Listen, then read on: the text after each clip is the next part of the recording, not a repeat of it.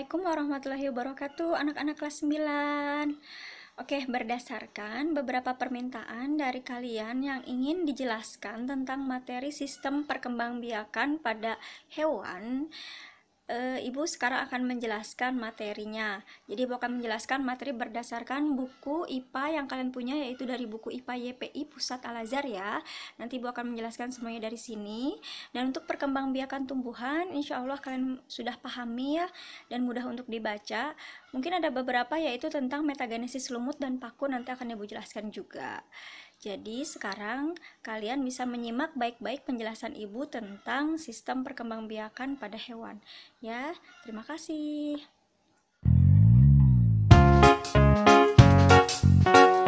Sekarang kita yang akan bahas duluan adalah tentang materi sistem perkembangbiakan pada tumbuhan, yaitu tentang metagenesis. Metagenesis adalah pergiliran keturunan antara fase generatif atau kawin atau disebut fase gametofit dengan fase vegetatif atau fase sporofit. Gametofit artinya gamet artinya alat kelamin, sedangkan fit penghasil, berarti penghasil alat kelamin. Sedangkan fase vegetatif, sporo artinya spora, fit penghasil, berarti penghasil spora. Generatif artinya kawin dengan menghasilkan alat kelamin, sedangkan fase tidak kawinnya dengan menghasilkan spora. Yang mengalami metagenesis hanya dua, yaitu tumbuhan lumut dan tumbuhan paku. Sekarang kita bahas tumbuhan lumut dulu. Ibu kasih deking cara menghafal cepatnya buat metagenesis tumbuhan lumut, yaitu Ramaljes. Yuk kita mulai. Ra-nya adalah spora. Nanti spora akan berkembang menjadi protonema. L adalah lumutnya, tumbuhan lumut dewasa. Tumbuhan lumut dewasa nanti ada Z. Z adalah zigot. Zigot berarti hasil pertemuan antara sperma dan ovum. Berarti sebelum ada sperma dan ovum berarti harus ada alatnya yang menghasilkan. Apa alatnya? Alat kelamin kalau pada wanita ada ovarium, kalau pada pria ada testis. Tapi kalau pada tumbuhan lumut, alat kelaminnya ada yang disebut sebagai antheridium dan archegonium. Oke, kalau misalkan kalian masih bingung mana yang jantan mana yang betina, gampangnya gini. Antheridium, antheri dari kata antena, berarti yang punya antena adalah jantan. Berarti antheridium adalah jantan, sedangkan archegonium adalah betinanya. Maka antheridium akan menghasilkan sperma, sedangkan archegonium akan menghasilkan ovum. Barulah Z-nya muncul, zigot. Terjadi peleburan, muncul zigot. Oke, berkembang menjadi zigot berkembang menjadi embrio. Embrio berkembang menjadi S adalah sporogonium. Menjadi S lagi, sporangium. Oke, sporangium sporangium itu hanya adalah wadah spora atau kotak spora disebutnya. Wadah atau kotak spora, sedangkan nanti yang namanya metagenesis adalah pergiliran keturunan ya. Berarti nanti akan membentuk kembali nih sporogoniumnya, akan membentuk kembali spora. Berarti siklus berputar lagi ya. Bukan sporangium yang membentuk. Jadi sporangium hanya kotak atau wadah doang. Jadi yang membentuk sporanya adalah sporogonium ya.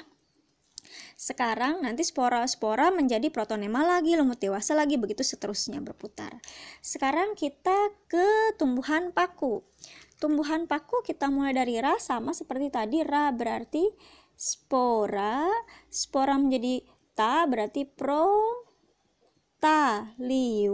tadi spora, berkembang menjadi Z. Nah tadi Ibu bilang sebelum ada Z atau zigot berarti dibentuk dulu alat kelaminnya kan. Alat kelaminnya tadi sudah kita hafalkan kan, ada antheridium dan archegonium. Antheridium berarti tadi sudah hafal ya, antheri, antena berarti jantan menghasilkan sperma. Berarti archegonium yang menghasilkan ovum, baru berfertilisasi membentuk Z, zigot. Z dapat, sekarang berkembang menjadi embrio. Menjadi P, berarti embrio berkembang menjadi tumbuhan tumbuhan paku dewasa. Nah, tumbuhan paku dewasa nanti akan siklus berputar kembali, akan membentuk spora lagi, spora menjadi protalium lagi, begitu seterusnya. Itu namanya siklus metagenesis atau pergiliran keturunan ya. Sekarang tadi pergiliran keturunannya di atas sudah dijelaskan, ada yang disebut sebagai fase generatif atau fase gametofit dan fase vegetatif atau fase sporofit. Sekarang kita lihat di sini, cek satu-satu. Fase gametofit berarti penghasil gamet atau generatifnya penghasil gamet. Yang mana di sini menghasilkan gamet? Ini gamet adalah alat kelamin. Gamet adalah alat kelamin. Berarti ini adalah alat kelaminnya. Berarti yang menghasilkan siapa? Lumut dewasa. Berarti lumut dewasa disebut sebagai fase gametofitnya. Sedangkan fase sporofitnya, fase sporofit. Spora, fit penghasil. Berarti yang menghasilkan spora siapa? Lihat panahnya ke atas. Berarti yang menghasilkan spora adalah sporogonium. Berarti sporogonium disebut fase sporofitnya. Sekarang kita cek yang tumbuhan paku. Yang tumbuhan paku, gametofit berarti penghasil gamet. Ini gamet alat kelamin, berarti penghasilnya adalah protalium. Berarti protalium disebut fase gametofit. Nah, fase sporofitnya penghasil spora. Berarti yang mana penghasil spora? Lihat panahnya ke atas. Berarti fase sporofitnya adalah paku yang menghasilkan spora, disebut fase sporofit gitu ya.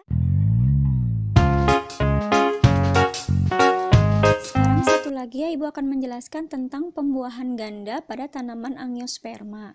Sebenarnya ini sudah pernah Ibu jelaskan waktu kalian kelas 8 di materi bab struktur jaringan pada tumbuhan tentang pembuahan atau tentang buah. Tapi karena di sini ada materinya lagi, nanti insya Allah akan Ibu jelaskan lagi biar kalian lebih paham ya. Oke. Ini adalah gambar putik. Ini adalah bakal buahnya di dalam putik. Sedangkan ini adalah gambar benang sarinya. Ini tangkai sari, ini kepala sari, benang sari ya. Oke, pertama kali adalah pembuahan. Kenapa disebut pembuahan ganda? Ganda artinya dua, berarti ada 2 kali pembuahan atau 2 kali perkawinan di situ. Biasanya perkawinan terjadi hanya pada ovum dan sperma menghasilkan zigot. Sudah selesai, berarti namanya pembuahan tunggal. Hanya ada 1 perkawinan. Tapi di sini terjadi 2 kali perkawinan ganda, berarti pembuahan ganda. Nah, hanya terjadi pada tanaman angiosperma. Mari kita jelaskan ya. Di sini pertama kali yang terjadi adalah ini benang sari, benang sari jatuh di kepala putik. Namanya adalah proses penyerbukan. Kalau kita perbesar benang sarinya, ternyata di sini ada 2 lapisan. Ada 2 lapisan. Lapisan yang pertama namanya eksin, lapisan yang kedua namanya X artinya luar, in artinya dalam namanya intin, dan yang di dalam ini namanya baru intisari. Intisarinya atau spermanya. Intisari atau inti spermanya. Yang kita tahu ya, benang sari adalah alat kelamin jantan, sedangkan putik adalah alat kelamin betina kan. Nah, jadi pertama kali benang sari jatuh di kepala putik dengan proses penyerbukan, maka yang pertama kali pecah adalah eksin. Eksin pecah. Kalau eksin pecah, maka sisanya adalah intin. Intin dan inti sari atau inti sperma jatuh di kepala putik, maka nanti lihat intinnya akan memanjang ke bawah, mengalami pemanjangan membentuk saluran atau namanya bulu serbuk menuju ke lubang ovarium. Nah, membentuk saluran. Jadi salurannya dibentuk dari lapisan intin yang memanjang. Lalu nanti intisarinya dia turun ke bawah. Selama dia turun ke bawah, dia akan mengalami pembelahan 1 kali. Dia akan membelah menjadi 2 sel ya. 2 sel ini akan membelah lagi menjadi, tapi yang di belakang aja yang membelah, yang di depan tidak. Makanya yang di depan tetap terlihat lebih besar ya. Yang ini yang membelah sekali lagi, yang ini tetap tidak membelah. Maka akan beda ya. Nah, yang di depan ini yang tidak membelah namanya disebut inti vegetatif. Sedangkan yang ini namanya, yang tepat di belakang inti vegetatif, yang kecil di belakang namanya inti generatif, atau boleh disebut sebagai inti sperma 1. Sedangkan yang di belakangnya baru inti generatif atau inti sperma 2 ya. Oke, nanti fungsi dari inti vegetatif ini hanya sebagai petunjuk jalan. Untuk petunjuk jalan sampai mana? Petunjuk jalan sampai menuju lubang bakal buah atau ovarium ini. Jadi jalan ke sini terus, yang menunjukin jalan adalah inti vegetatif. Inti generatif 1 dan inti generatif 2 hanya mengikuti saja si vegetatifnya. Setelah sampai di ujung sini, di ujung pintu masuk bakal buahnya, inti vegetatif membawa 2 inti generatifnya, maka tugas inti vegetatif sudah selesai karena sudah sampai tujuan. Maka inti vegetatifnya hancur atau hilang dengan otomatis. Maka yang tersisa adalah inti generatif 1, dan inti generatif 2 ya. Nah, selama dia turun ke bawah berjalan, inti sperma yang tadi berjalan ke bawah, maka sebenarnya secara bersamaan pula satu sel yang ada di bakal buah ini dia akan membelah 3 kali. Sekali pembelahan akan menghasilkan 2 sel. 1 kali pembelahan akan menghasilkan 2 sel. Maka kalau 3 kali pembelahan, 1 sel 2 sel membelah jadi 4, 2 sel lagi membelah menjadi 8 ya, 2 pangkat 3. Jadi nanti akan mengalami pembelahan 2 kali menjadi 8 sel. Lihat, ada 8 sel. Yang tengah ini yang 2 sel akan menyatu jadi 1 di sini, menjadi lebih besar. Sedangkan yang lainnya tidak. Untuk penamaannya, untuk yang ini namanya inti, namanya panjang nih ya, inti kandung lembaga sekunder ya. Yang 3 ini di atas namanya inti antipoda, sedangkan yang di tengah ini kecil. Nah, yang di tengah ini namanya ovum atau inti telurnya. Malah ovum dijaga oleh 2 sel, namanya inti sinergid. Nah, nanti tadi kan Ibu bilang si inti vegetatifnya sudah hancur karena sudah tugasnya selesai sampai ke pintu masuk ovarium atau bakal buahnya. Maka yang tersisa adalah inti generatif 1 dan inti generatif 2 kan.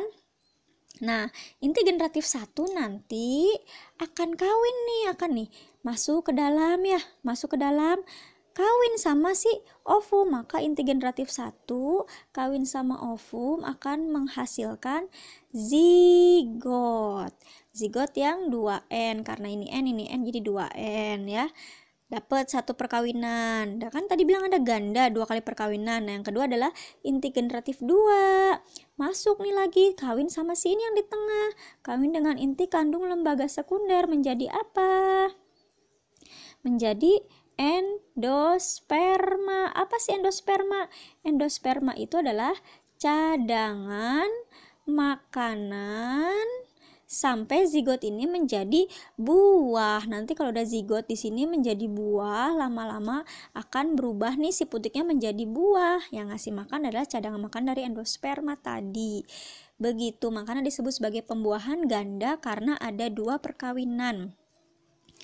Disebut sebagai endosperma ya. Endosperma. Ada 2 perkawinan ganda antara inti generatif 1 dengan ovum membentuk zigot dan inti generatif 2 dengan inti kandung lembaga sekunder membentuk endosperma sebagai cadangan makanannya zigot sampai tumbuh menjadi buah.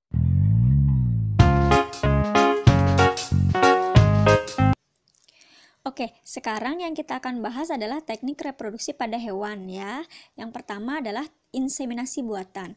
Inseminasi buatan adalah teknik reproduksi generatif yang biasa disebut sebagai kawin suntik. Kawin suntik di sini bukan seperti yang disuntikan pada lengan kita ke darah ya, bukan, tapi disuntikan ke dalam saluran vaginanya wanita atau betina. Pada hewan ternak dan sekarang manusia pun bisa ya. Dengan cara memasukkan sperma jantan yang telah diproses. Sperma jantan yang telah diproses di sini maksudnya adalah sperma yang adalah pilihan unggulnya. Karena misal jantan ini akan mengeluarkan cairan sperma. Nah, dalam cairan sperma ini akan ada jutaan sperma yang terkandung di dalamnya. Dari jutaan sperma ini akan ada alatnya untuk memilih sperma-sperma terbaik yang unggul. Sperma-sperma yang terbaik dan unggul ini yang seperti contohnya yang kepalanya besar, kepala sperma yang besar ya, dia memiliki ekor sperma yang panjang, memiliki pergerakan sperma yang cepat. Nah, sperma-sperma itulah sperma yang unggul yang telah diproses, ada alatnya khusus ya. Nanti sperma yang unggul itu akan dimasukkan ke dalam saluran alat reproduksi betina atau vaginanya perempuan atau vaginanya hewan betina dengan menggunakan alat khusus. Jadi alat khususnya itu seperti suntikan selang gitu, dimasukkan di dalam saluran vaginanya betina, lalu disemprotkan masuk ke dalam rahimnya vagina, sehingga nanti akan bertemunya si sperma dan ovum yang sudah ada di dalamnya bertemu dan terjadi proses fertilisasi atau pembuahan, maka terbentuklah zigot. Nah, seperti itu. Contoh yang pernah sering dilakukan oleh para ilmuwan adalah dengan inseminasi buatan pada sapi Indonesia. Contoh, kan kalau sapi dari Australia itu adalah sapi yang dagingnya banyak, air susunya banyak, lebih besar, lebih berkualitas daging sapi di Australia. Maka kita tidak perlu mendatangkan sapi Australia berat-berat naik pesawat ke Indonesia untuk dikawinkan dengan sapi Indonesianya. Tapi kita hanya cukup membawa spermanya saja.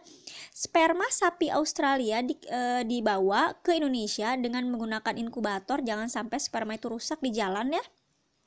Jadi nanti spermanya dari sapi Australia jantan itu akan dibawa sampai ke Indonesia. Setelah di Indonesia kan ya, yang setelah diproses tadi, maka dimasukkan ke dalam saluran vaginanya sapi betina yang di Indonesia.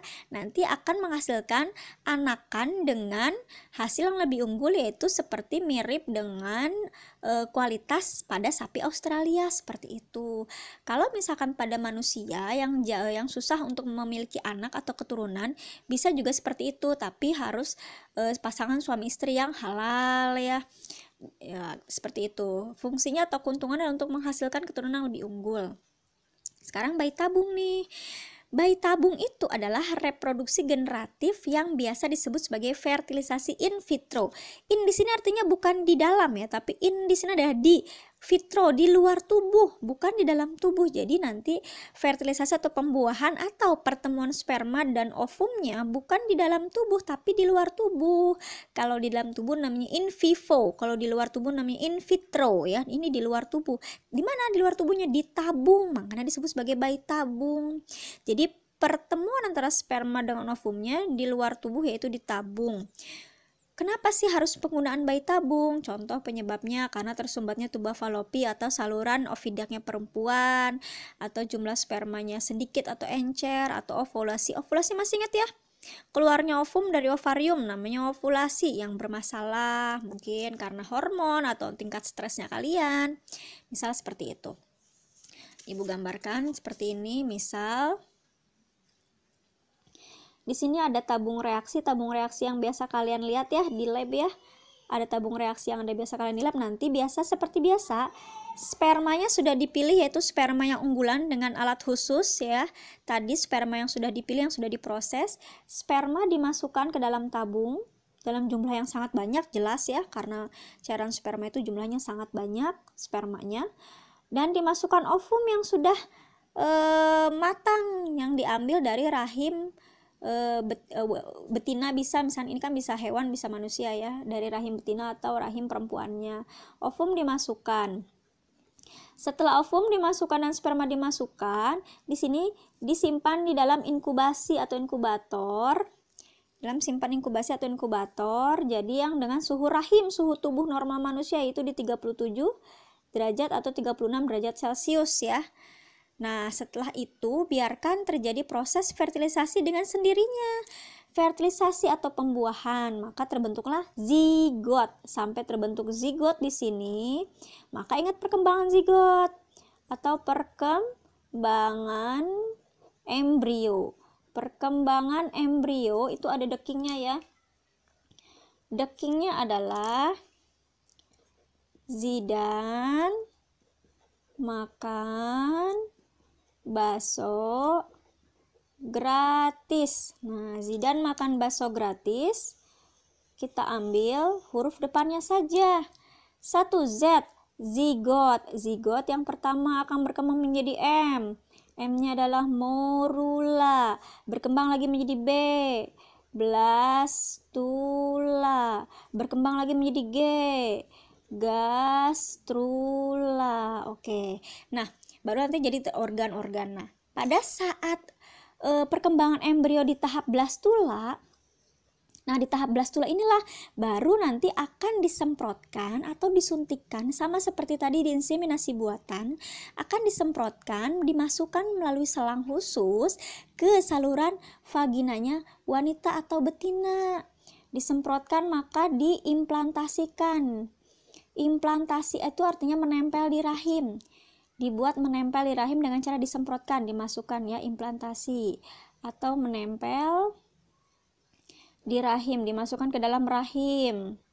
Dimasukkan ke dalam rahim, barulah nanti si blastula ini akan berkembang menjadi gastrula. Gastrula nanti akan berkembang selanjutnya menjadi organ. Pembentukan organ namanya organogenesis. Genesis artinya proses pembentukan organ. Berarti nanti akan sempurna lah menjadi organ kepala, tangan, kaki, organ dalam, dan semuanya itu terjadi tetap di rahim. Jadi proses pertamanya, proses fertilisasinya memang terjadi di tabung, di luar tubuh, makanya disebut fertilisasi in vitro. Di luar tubuh, sperma masukin ke tabung, ovum masukin ke tabung, terbentuk zigot di sini. Biarkan zigot, morula, blastula masih di sini, masih di tabung, zigot, morula, blastula, sampai di tahap blastula langsung disedot oleh cairan suntikan khusus, baru nanti disemprotkan ke dalam saluran vaginanya perempuan. Si blastula ini, tahap blastula ini ya, melalui saluran vaginanya semprotkan ke rahim. Nah, sampai di rahim tetap terbentuklah proses berikutnya, yaitu gastrula dan pembentukan organ sampai sempurna menjadi janin atau bayi, seperti itu. Oke, sekarang kita ke yang ketiga ya, yaitu tentang cloning. Oke, cloning. Cloning adalah teknik reproduksi vegetatif. Nah, kalau yang ini vegetatif. Kalau yang tadi inseminasi buatan dan bayi tabung semuanya adalah generatif ya, karena generatif itu berarti kawin, ada pertemuan sperma sama ovum. Semuanya walaupun beda, ada yang terjadi di luar, ada yang terjadi di dalam.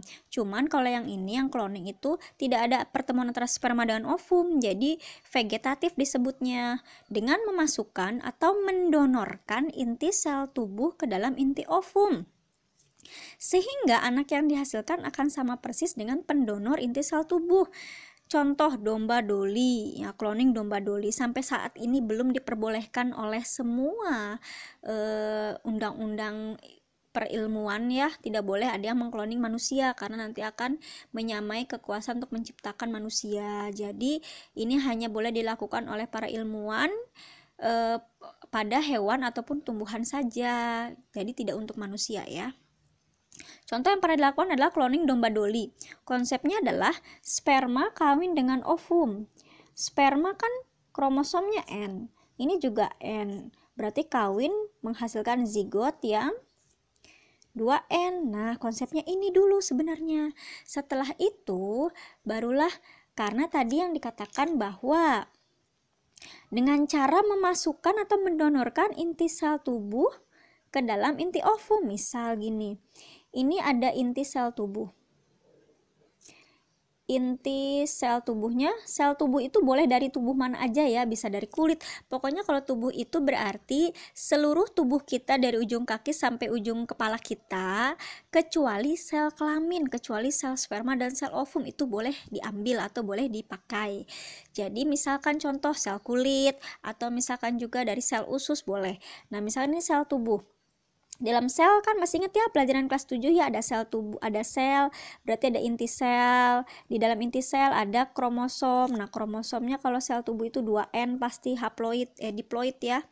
Nah, 2N. Kalau misalkan inti ovum, inti ovum itu kan di mana-mana pasti kromosomnya adalah N ya. Nah, sedangkan ini kan 2N. 2N ya. Nah, gini, jadi si inti ovumnya ini, si kromosomnya ini, atau si selnya, inti selnya saja, ini sel, ini satu sel, inti selnya saja yang akan dihancurkan. Dihancurkan untuk menghilangkan inti selnya saja, tapi tidak merusak bagian sel lainnya. Ingat, waktu kita belajar kalian belajar kelas 7. Di dalam sel ada sitoplasma, ada organel-organel sel, mitokondria, badan Golgi, dan yang lain-lain. Itu tidak hancur. Jadi yang hancur itu adalah bagian dari inti selnya saja yang mengandung kromosom. Ingat, kromosom atau gen adalah faktor pembawa sifat keturunan. Jadi faktor pembawa sifat keturunan atau kromosomnya saja yang dihancurkan. Jadi selnya masih utuh. Sel ovum masih utuh tapi sudah tidak ada intinya, sedangkan nanti inti sel yang dari sel tubuhnya, boleh dari sel kulit atau sel apapun boleh, diambil nih inti selnya. Inti sel yang tadi 2N tadi dimasukkan. Ini kan tadi kan sudah tidak ada ya, udah kosong. Nah, 2N tadi dimasukkan ke dalam inti ovum. Jadi sekarang inti ovumnya sudah berubah menjadi punya inti yang 2N inti ovumnya.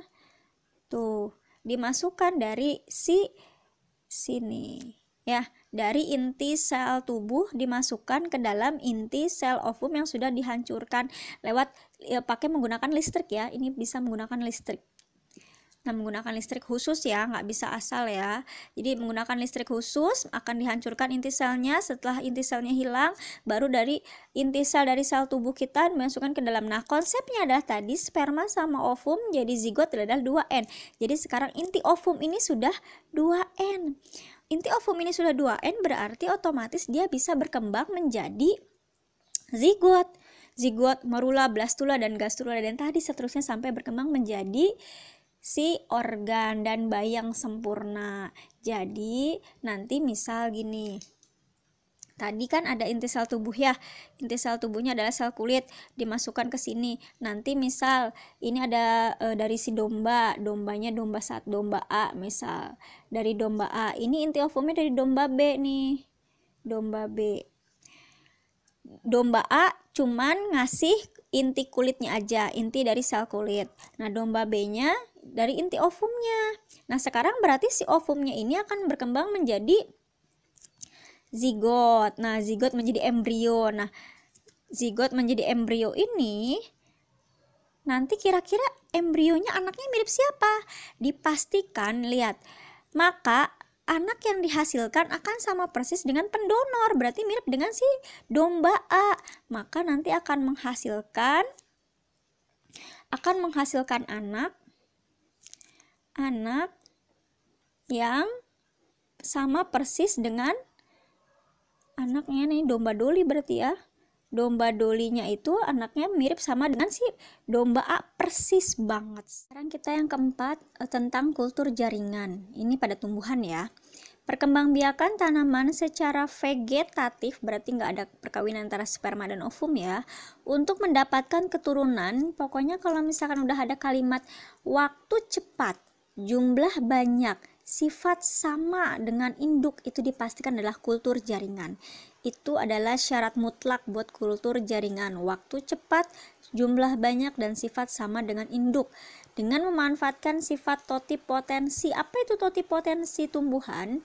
Totipotensi adalah sifat atau kemampuan sel untuk berkembang menjadi individu yang sempurna.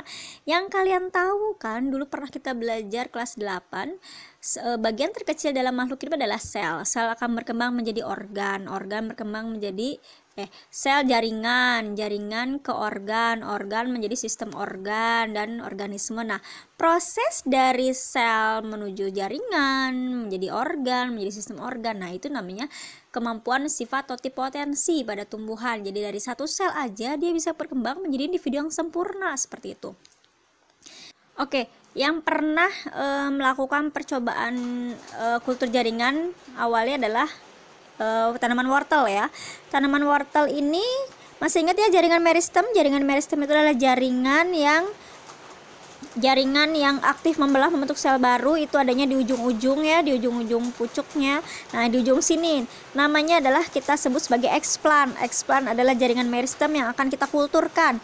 Nanti eksplan ini akan kita masukkan ke dalam tabung reaksi yang sudah berisi cairan nutrisinya itu makanan-makanan yang dibutuhkan, misalkan contoh adalah air kelapa atau ada zat fosfat, nitrogen dan segala macamnya yang dibutuhkan oleh tumbuhan untuk tumbuh. Eksplana dimasukkan ke dalam tabung reaksi. Setelah eksplan dimasukkan, nanti akan menghasilkan gumpalan-gumpalan sel. Gumpalan-gumpalan sel, tadi kan hanya ada satu sel ya. Gumpalan-gumpalan sel. Nah, gumpalan sel ini disebutnya adalah kalus. Kalus ini adalah gumpalan sel-sel yang belum terlihat nih akar batang daunnya sama sekali. Nanti lama-lama di dalam tabung reaksi ini pula maka akan terbentuk adalah tanaman kecil yang sudah terlihat ada batang, ada akar, daun. Nah, ini namanya baru disebutnya adalah plantet. Nah, plantet inilah nanti yang akan dikulturkan dari media air cairan nutrisi ini kan masih dalam bentuk cairan ya, di cairan ini dimasukkan ke dalam polybag di media tanah, ditanam di media tanah gitu. Baru nanti akan tumbuh menjadi tanaman yang dewasa sempurna. Jadi kalau plantet ini adalah tanaman kecil.